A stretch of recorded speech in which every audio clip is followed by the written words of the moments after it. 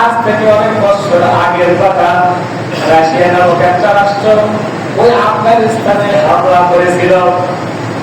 আফগানিস্তানের মুসলমানদেরকে নিধন করার জন্য তারা যুদ্ধ চালিয়ে যাইতেছিল।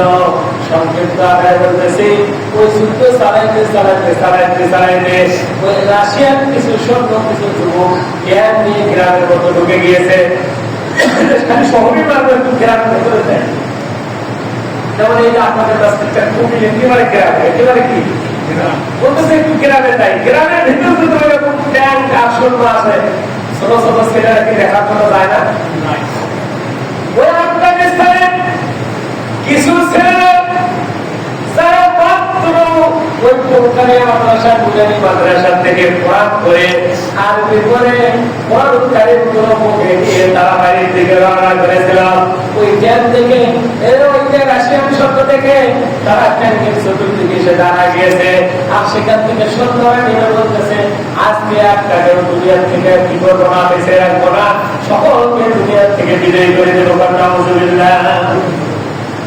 তারপরে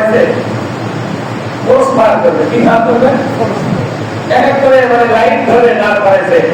এই লাইনের ভেতরে একটা ছেলে একেবারে উঁচু লম্বা, একটু বড়, আর মনে একেবারে ছোট ছোট।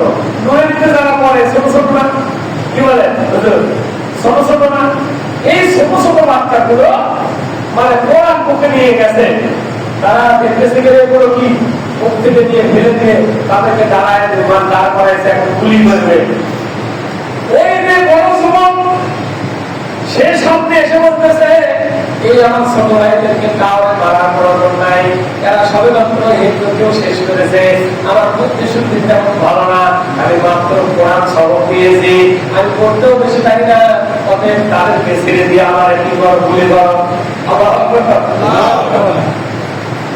না সে সন্তান কাউকে ছাড়বে না, সকলকে দাঁড় করায় দিয়েছে।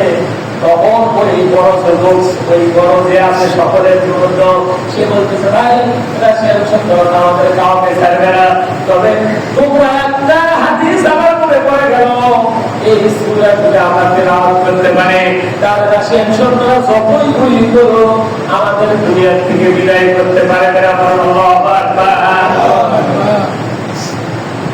বলে কি তোমরা সূরাতুল ফাতিহা তেলাওয়াত করো। সকলে এই সূরাতুল ফাতিহা তেলাওয়াত করা শুরু করে দিয়েছেন। রাশিয়ান সৈন্যরা গুলি করতেছে, প্রথমে লাগতেছে সকলে ভয়ে মারা গিয়েছে, সকলে দূরে পড়েছে। কিন্তু না না, কিছুক্ষণ পর তখন সৈন্যরা চলে গিয়েছে।